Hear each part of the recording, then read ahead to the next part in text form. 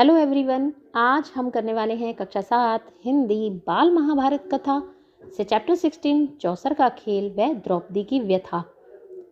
तो चलिए अब इसको शुरू कर लेते हैं। पिछले चैप्टर में आपने पढ़ा था कि दुर्योधन के उकसाने पर धृतराष्ट्र ने पांडवों के पास विदुर द्वारा संदेश भेजा कि वो चौसर खेलने आए, लेकिन धृतराष्ट्र यानी राजा की बात को वो कैसे टाल सकते थे। इसीलिए धृतराष्ट्र की बात मानकर विदुर पांडवों के पास आए। उनको देखकर महाराज युधिष्ठिर उठे और उनका यथोचित स्वागत सत्कार किया। विदुर आसन पर बैठते हुए शांति से बोले, हस्तिनापुर में खेल के लिए एक सभा मंडप बनाया गया है जो तुम्हारे मंडप के समान ही सुंदर है। राजा धृतराष्ट्र की ओर से उसे देखने चलने के लिए मैं तुम लोगों को न्योता देने आया हूँ। राजा धृतराष्ट्र की इच्छा है कि तुम सब भाइयों सहित वहां आओ, उस मंडप को देखो और 2 हाथ चौसर भी खेल जाओ। यह बात सुनकर युधिष्ठिर ने कहा, चाचा जी, चौसर का खेल अच्छा नहीं है, उससे आपस में झगड़े पैदा होते हैं। समझदार लोग उसे पसंद नहीं करते हैं, लेकिन इस मामले में हम तो आप ही के आदेशानुसार चलने वाले हैं। आपकी सलाह क्या है? विदुर पांडवों को चौसर का खेल खेलने का न्योता देने आए थे, लेकिन मन ही मन युधिष्ठिर को भी चौसर का खेल पसंद था। लेकिन वो ये भी जानते थे कि चौसर के खेल खेलने में झगड़े पैदा होते हैं और समझदार लोग उसे खेलना पसंद नहीं करते, क्योंकि समझदार लोग झगड़ा नहीं करना चाहते। लेकिन क्योंकि उन्हें खुद भी ये खेल पसंद था, तो इसलिए उन्होंने विदुर से कहा कि चाचा जी, आप जैसा आदेश करेंगे हम वैसा ही करेंगे, पर फिर भी आप अपनी सलाह बताइए। तो विदुर जी ने कहा, यह तो किसी से छिपा नहीं है कि चौसर का खेल सारे अनर्थ की जड़ होता है। मैंने तो भरसक कोशिश की थी कि इसे ना होने दूं, किंतु राजा ने आज्ञा दी है कि तुम्हें खेल के लिए न्योता दे ही आऊं, इसीलिए आना पड़ा। अब तुम्हारी जो इच्छा हो वो करो। विदुर जी ने युधिष्ठिर को चेतावनी देते हुए कहा कि चौसर का खेल अनर्थ की जड़ होता है और वो पहले ही इसे न होने देने के लिए विदुर जी से धृतराष्ट्र से बात कर चुके हैं, लेकिन फिर भी धृतराष्ट्र ने आज्ञा दी है, तो इसलिए विदुर आए हैं। अब तुम्हारी इच्छा है, जो तुम चाहो वो करो। राजवंशों की रीति के अनुसार किसी भी खेल के लिए बुलावा मिल जाने पर उसे अस्वीकार नहीं किया जा सकता था। इसके अलावा युधिष्ठिर को डर था कि कहीं खेल में न जाने को ही धृतराष्ट्र अपना अपमान न समझ लें और यही बात कहीं लड़ाई का कारण न बन जाए। इन्हीं सब विचारों से प्रेरित होकर समझदार युधिष्ठिर ने न्योता स्वीकार कर लिया, यद्यपि विदुर ने उन्हें चेतावनी दी थी। युधिष्ठिर अपने परिवार के साथ हस्तिनापुर पहुंच गए। नगर के पास ही उनके लिए एक सुंदर विश्राम गृह बना हुआ था। वहां ठहरकर उन्होंने आराम किया। अगले दिन सुबह नहा धोकर सभा मंडप में जा पहुंचे। युधिष्ठिर को ऐसा लगा कि अगर उन्होंने महाराज युधिष्ठिर द्वारा भेजे गए न्योते को अस्वीकार कर दिया तो हो सकता है धृतराष्ट्र उसको अपना अपमान समझे कि राजा के बुलाए जाने पर भी युधिष्ठिर वहां नहीं पहुंचे हैं। तो इसीलिए युधिष्ठिर ने वहां जाने में ही अपनी समझदारी समझी और वहां पर अपने भाइयों सहित वो पहुंच गए। कुशल समाचार पूछने के बाद शकुनी ने कहा, युधिष्ठिर, खेल के लिए चौपड़ बिछा हुआ है, चलिए 2 हाथ खेल लें। युधिष्ठिर बोले, राजन, यह खेल ठीक नहीं है। बाजी जीत लेना साहस का काम नहीं है। जुआ खेलना धोखा देने के समान है। आप तो यह सब जानते ही हैं। जो शकुनी थे वो दुर्योधन के मामा थे, यानी गांधारी के भाई, और वो चौसर खेल में माहिर थे। और दुर्योधन ने पहले ही कह दिया था कि उनकी ओर से वो शकुनी को ही खिलाएंगे, अपने मामा को, क्योंकि उनकी ये एक चाल थी कि युधिष्ठिर वैसे तो उन्हें कुछ वापस नहीं देंगे, लेकिन इस तरह से वो हर चीज युधिष्ठिर से छीन लेंगे, क्योंकि ये एक तरह का जुआ ही होता है। तो युधिष्ठिर ने भी यही कहा कि यह खेल अच्छा नहीं है। जुआ खेलना तो धोखे देने के समान है और ये सब बातें आप भी अच्छे से ही जानते हैं। तो शकुनी बोला, आप भी क्या कहते हैं महाराज, यह भी कोई धोखे की बात है? हाँ, यह कहिए कि आपको हार जाने का डर लग रहा है। शकुनी पूरी कोशिश कर रहे थे कि युधिष्ठिर को कैसे उकसाया जाए। युधिष्ठिर कुछ गर्म होकर बोले, राजन, ऐसी बात नहीं है। अगर मुझे खेलने को कहा गया तो मैं ना नहीं खेलूंगा। आप कहते हैं तो मैं तैयार हूं। मेरे साथ खेलेगा कौन? दुर्योधन तुरंत बोल उठा, मेरी जगह खेलेंगे तो मामा शकुनी, किंतु दाव लगाने के लिए जो धन रत्न आदि चाहिए वह मैं दूंगा। युधिष्ठिर बोले, मेरी राय यह है कि किसी एक की जगह दूसरे को नहीं खेलना चाहिए। यह खेल के साधारण नियमों के विरुद्ध है। युधिष्ठिर ने कहा कि ऐसा कोई नियम नहीं है कि पैसा कोई और लगाए और बैठकर कोई और खेले। इस पर शकुनी ने कहा, अच्छा, तो अब दूसरा बहाना बना लिया, और वो हंसने लगे। युधिष्ठिर ने कहा, ठीक है, कोई बात नहीं, मैं खेलूंगा। और खेल शुरू हुआ। सारा मंडप दर्शकों से खचाखच भरा हुआ था। द्रोण, भीष्म, कृप, विदुर, धृतराष्ट्र जैसे वयोवृद्ध भी उपस्थित थे। वे उसे रोक नहीं सके। उनके चेहरों पर उदासी छाई हुई थी। अन्य कौरव राजकुमार बड़े चाव से खेल को देख रहे थे। भीष्म, कृप, द्रोण, विदुर, धृतराष्ट्र सभी ये जानते थे कि जुआ खेलना अच्छी बात नहीं है। फिर भी दुर्योधन के कहने पर धृतराष्ट्र ने चौसर का खेल खेलने की आज्ञा दे दी थी।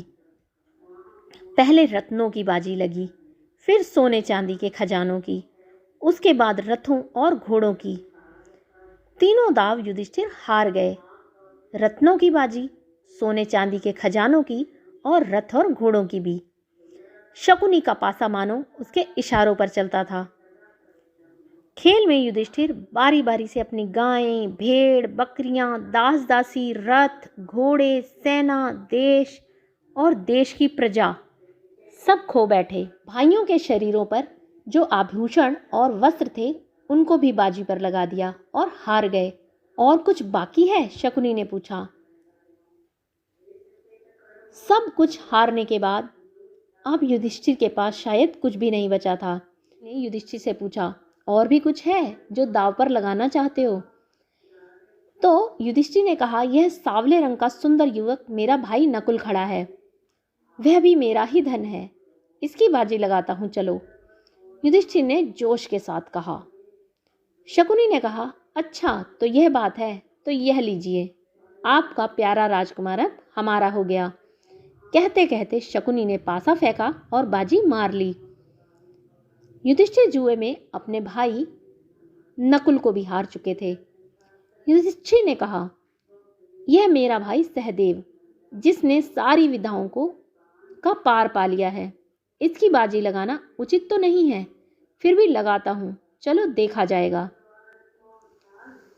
यह चला और वह जीता। कहते हुए शकुनी ने पासा फेंका। सहदेव को भी युधिष्ठिर गंवा बैठे।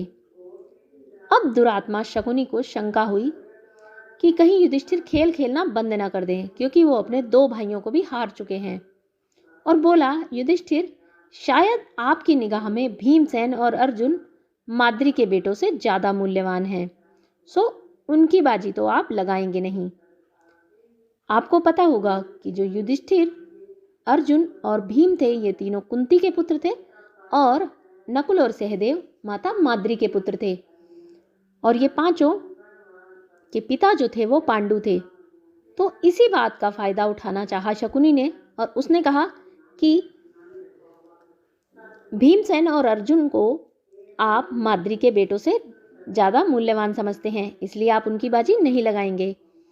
युधिष्ठिर ने कहा, मूर्ख शकुनी, तुम्हारी चाल यह मालूम होती है कि हम भाइयों में आपस में फूट पड़ जाए, सो तुम क्या जानो कि हम पांचों भाइयों में संबंध क्या है।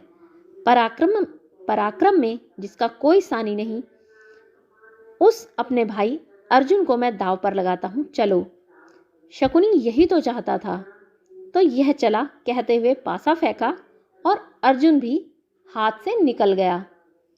असीम दुर्देव मानो युधिष्ठिर को बेबस कर रहा था। और उन्हें पतन की ओर बलपूर्वक लिए जा रहा था। वह बोले, राजन, शारीरिक बल में संसार भर में जिसका कोई जोड़ीदार नहीं, अपने उस भाई को भी मैं दांव पर लगाता हूँ। यह कहते कहते युधिष्ठिर भीमसेन से भी हाथ धो बैठे। युधिष्ठिर अब तक अपने चारों भाइयों को दांव पर लगा चुके थे और हार चुके थे। दुरात्मा शकुनी ने तब भी नहीं छोड़ा। पूछा, और कुछ है तुम्हारे पास? युधिष्ठिर ने कहा, हाँ, यदि इस बार तुम जीत गए तो मैं खुद तुम्हारे अधीन हो जाऊंगा। लो, यह जीता। कहते हुए शकुनी ने पासा फेंका और वह बाजी भी ले गया। अब युधिष्ठिर अपने आप को भी जुए में हरा चुके थे। इस पर शकुनी सभा के बीच उठ खड़ा हुआ और पांचों पांडवों को एक एक करके पुकारा और घोषणा की कि वे सब उनके गुलाम हो चुके हैं। शकुनी को दाद देने वालों ने के हर्षनाद से और पांडवों की इस दुर्दशा पर तरस खाने वालों के हाहाकार से सारा सभा मंडप गूंज उठा। सभा में इस तरह की खलबली मचने के बाद शकुनी ने युधिष्ठिर से कहा, एक और चीज है जो तुमने अभी नहीं हारी है। उसकी बाजी लगाओ तो तुम अपने आप को भी छुड़ा सकते हो। अपनी पत्नी द्रौपदी को तुम दांव पर क्यों नहीं लगाते? और जुए के नशे में चूर युधिष्ठिर के मुंह से निकल पड़ा, चलो, अपनी पत्नी द्रौपदी को भी मैंने बाजी लगाई। उसके मुंह से यह निकल तो गया, पर उसके परिणाम को सोचकर वह विकल हो उठे, बहुत ही व्याकुल हो गए और बोले कि हाय, यह मैंने क्या कर डाला। वो जानते थे कि पत्नी को जुए के दांव में लगाना बहुत ही गलत बात है और इसका परिणाम बहुत बुरा हो सकता है। युधिष्ठिर की इस बात पर सारी सभा में एकदम हाहाकार मच गया। जहां वृद्ध लोग बैठे थे उधर से धिक्कार की आवाजें आने लगी। वो सब जानते थे कि युधिष्ठिर ने यह बहुत ही गलत निर्णय लिया है, क्योंकि युधिष्ठिर भी जुए के मोह में सब कुछ भूल चुके थे। लोग बोले, छी छी, कैसा घोर पाप है। कुछ ने आंसू बहाए और कुछ लोग परेशानी के मारे पसीने से तरबतर हो गए। दुर्योधन और उसके भाइयों ने बड़ा शोर मचाया, पर युत्सु नाम का धृतराष्ट्र का एक बेटा शोक संतप्त उठा और ठंडी आह भरकर उसने सिर झुका लिया। शकुनी के ने पासा फेंक कर कहा, यह लो, यह बाजी भी मेरी ही रही। बस फिर क्या था। दुर्योधन ने विदुर को आदेश देते हुए कहा कि आप अभी रनवास में जाएं और द्रौपदी को यहाँ ले आएं। उससे कहें कि जल्दी आए। रनवास कहते हैं जहाँ पर रानियां रहा करती हैं, रानियों के रहने का स्थान। विदुर बोले, मूर्ख, नाहक क्यों मृत्यु को न्योता देने चला है? अपनी विषम परिस्थिति का तुम्हें ज्ञान नहीं है? दुर्योधन को यों फटकारने के बाद विदुर ने सभासदों की ओर देखकर कहा, अपने को हार चुकने के बाद युधिष्ठिर को कोई अधिकार नहीं था कि वह पांचाल राज की बेटी को दांव पर लगाए। विदुर की बातों से दुर्योधन बौखला उठा। अपने सारथी प्रातिकामी को बुलाकर कहा, विदुर तो हमसे जलते हैं और पांडवों से डरते हैं। रनवास में जाओ और द्रौपदी को बुला लाओ। विदुर दुर्योधन से बोले, मूर्ख, नाहक क्यों मृत्यु को न्योता देने वाला है? अपनी विषम परिस्थिति का तुम्हें ज्ञान नहीं है? दुर्योधन को यों फटकाने के बाद विदुर ने सभासदों की ओर देखकर कहा, अपने को हार चुकने के बाद दुर्योधन को कोई अधिकार नहीं था कि वह पांचाल राज की बेटी को दांव पर लगाए। विदुर की बातों से दुर्योधन बौखला उठा। वो बहुत ही क्रोधित हो उठा। उसने अपने सारथी प्रातिकामी को बुलाकर कहा, विदुर तो हमसे जलते हैं और पांडवों से डरते हैं। रनवास में जाओ और द्रौपदी को बुला लाओ। आज्ञा पाकर दुर्योधन का सारथी प्रातिकामी रनवास में गया और द्रौपदी से बोला, द्रुपद राज की पुत्री, चौसर के खेल में युधिष्ठिर अपने आप को दांव में हार बैठे हैं। आप अब राजा दुर्योधन के अधीन हो गई हैं। राजा की आज्ञा है कि अब आपको धृतराष्ट्र के महल में दासी का काम करना है। मैं आपको ले जाने के लिए आया हूँ। सारथी ने जुए के खेल में जो कुछ हुआ था उसका सारा हाल कह सुनाया। वह प्रतिकामी से बोली, रथवान, जाकर उन हारने वाले जुए के खिलाड़ी से पूछो कि पहले वह अपने आप को हारे थे या मुझे। सारी सभा में यह प्रश्न उनसे करना। जो उत्तर मिले वह मुझे आकर बताओ। उसके बाद मुझे ले जाना। प्रातिकामी ने जाकर भरी सभा में के सामने युधिष्ठिर से वही प्रश्न किया जो द्रौपदी ने उसे बताया था। इस पर दुर्योधन ने प्रातिकामी से कहा, दुर्योधन से जाकर कह दो कि वह स्वयं ही आकर अपने पति से यह प्रश्न कर ले। प्रातिकामी दोबारा रनवास में गया और द्रौपदी के आके झुककर बड़ी नम्रता से बोला, देवी, दुर्योधन की आज्ञा है कि आप सभा में आकर स्वयं ही युधिष्ठिर से यह प्रश्न कर लें। द्रौपदी ने कहा, नहीं, मैं वहां नहीं जाऊंगी। अगर युधिष्ठिर जवाब नहीं देते तो सभा में जो भी सज्जन विद्यमान हैं उन सबको तुम मेरा यह प्रश्न जाकर सुनाओ और उनका उत्तर आकर मुझे बताओ। प्रातिकामी लौटकर फिर सभा में गया और सभासदों को द्रौपदी का प्रश्न सुनाया। यह सुनकर दुर्योधन झल्ला उठा। उसने अपने भाई दुशासन से कहा, दुशासन, यह सारथी भीमसेन से डरता मालूम होता है। तुम जाकर उस घमंडी औरत को लेकर आओ। दुरात्मा दुशासन के लिए यह इससे अच्छी बात और क्या हो सकती थी।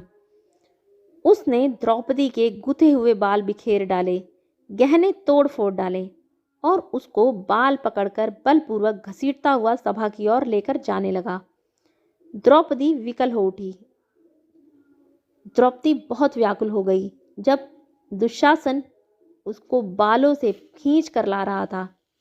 द्रौपदी की ऐसी दीन अवस्था देखकर धृतराष्ट्र के एक बेटे विकर्ण को बहुत दुख हुआ। इस बात का पहला दुख युयुत्सु को हुआ था और बाद में इस द्रौपदी की दशा देखकर विकर्ण बहुत ही दुखी हुआ था। उसे नहीं रहा गया। वह बोला, उपस्थित वीरों, सुनिए। चौसर के खेल के लिए युधिष्ठिर धोखे से बुलवा दिया गया था। यह धोखा खाकर इस जाल में फंस गए और अपनी स्त्री तक की बाजी लगा दी। यह सारा कार्य न्यायोचित नहीं है। दूसरी बात यह है कि द्रौपदी अकेले युधिष्ठिर की पत्नी नहीं है, बल्कि 5 पांडवों की पत्नी है। इसलिए उसको दाव पर लगाने का अकेले युधिष्ठिर को कोई हक नहीं था। इसके अलावा खास बात यह है कि एक बार जब युधिष्ठिर खुद को ही दाव में हार गए थे तो उनको द्रौपदी की बाजी लगाने का अधिकार ही क्या था।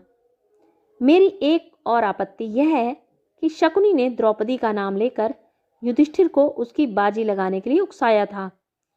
लोगों ने चौसर के खेल के जो नियम बना रखे हैं यह उनके बिल्कुल विरुद्ध है। इन सब बातों के आधार पर मैं इस सारे खेल विरुद्ध ठहराता हूँ। मेरी राय में द्रौपदी नियम पूर्वक नहीं जीती गई है। युवक विकर्ण के भाषण से वहां उपस्थित लोगों ने विवेक पर भ्रम का पर्दा हट गया। सभा में बड़ा कोलाहल मच गया। यह सब देखकर कर्ण उठ खड़ा हुआ और क्रुद्ध होकर बोला, विकर्ण, अभी तुम बच्चे हो। सभा में इतने बड़े बूढ़ों के होते हुए तुम कैसे बोल पड़े? तुम्हें यहाँ बोलने और तर्क वितर्क करने का कोई अधिकार नहीं है। जो विकर्ण था वो दुर्योधन का भाई था, लेकिन जो कर्ण था वो दुर्योधन का दोस्त था। यह देखकर दुशासन द्रौपदी के पास गया और उसका वस्त्र पकड़कर खींचने लगा। ज्यों-ज्यों वह वस्त्र खींचता गया त्यों-त्यों वस्त्र भी बढ़ता गया। अंत में खींचते खींचते दुशासन की दोनों भुजाएं थक गई। हाफता हुआ वह थकान से चूर होकर बैठ गया। सभा के लोगों में कपकपी सी फैल गई और धीमे स्वर में सब बातें होने लगी। इतने में भीमसेन उठा। उसके होठ मारे क्रोध के फड़क रहे थे। ऊंचे स्वर में उसने यह भयानक प्रतिज्ञा की, उपस्थित सज्जनों, मैं शपथ खाकर कहता हूं कि जब जब भरतवंश पर बट्टा लगाने वाले इस दुरात्मा दुशासन की छाती चीर न लूंगा, तब तक इस संसार को छोड़कर नहीं जाऊंगा। भीमसेन की इस प्रतिज्ञा को सुनकर उपस्थित लोगों के हृदय भय से थर्रा उठे।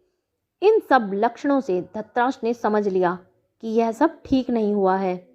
उन्होंने अनुभव किया कि जो कुछ हो चुका है उसका परिणाम शुभ नहीं होगा। यह उनके पुत्रों और कुल के विनाश का कारण बन जाएगा। उन्होंने परिस्थिति को संभालने के इरादे से द्रौपदी को बड़े प्रेम से अपने पास बुलाया और शांत किया तथा सांत्वना दी।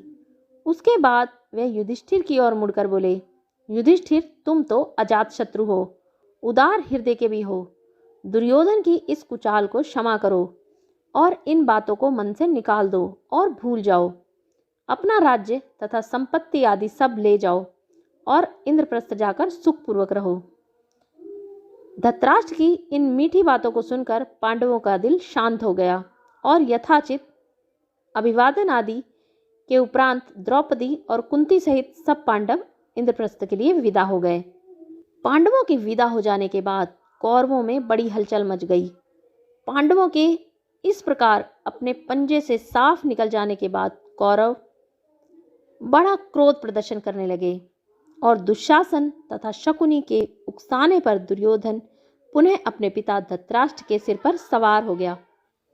पांडवों के इस प्रकार अपने पंजे से साफ निकल जाने के कारण कौरव बड़ा क्रोध प्रदर्शन करने लगे और दुशासन तथा शकुनी के उकसाने पर दुर्योधन पुनः अपने पिता धृतराष्ट्र के सिर पर सवार हो गया और पांडवों को खेल के लिए एक बार और बुलाने को उनको राजी कर लिया। युधिष्ठिर को खेल के लिए बुलाने को फिर दूत भेजा गया। पिछली घटना के कारण दुखी होते हुए भी युधिष्ठिर को यह निमंत्रण स्वीकार करना पड़ा। युधिष्ठिर हस्तिनापुर लौटे और शकुनी के साथ फिर चौपड़ खेला और इस बार खेल में यह शर्त थी कि हारा हुआ दल अपने भाइयों के साथ 12 वर्ष तक वनवास करेगा और उसके उपरांत 1 वर्ष अज्ञातवास में रहेगा। यदि इस 1 वर्ष में उनका पता चल जाएगा तो उन सबको 12 वर्ष के लिए वनवास फिर से भोगना होगा। इस बार भी युधिष्ठिर हार गए और पांडव अपने किए हुए वादे के अनुसार वन में चले गए। तो इस प्रकार जुआ खेलने की लत के कारण युधिष्ठिर को दोबारा से अपना राजपाट छोड़कर 12 वर्षों तक वनवास के लिए जाना पड़ा। उसके अलावा 1 वर्ष तक ऐसी जगह पर जाना पड़ा जहां उन्हें कोई ना पहचान सके।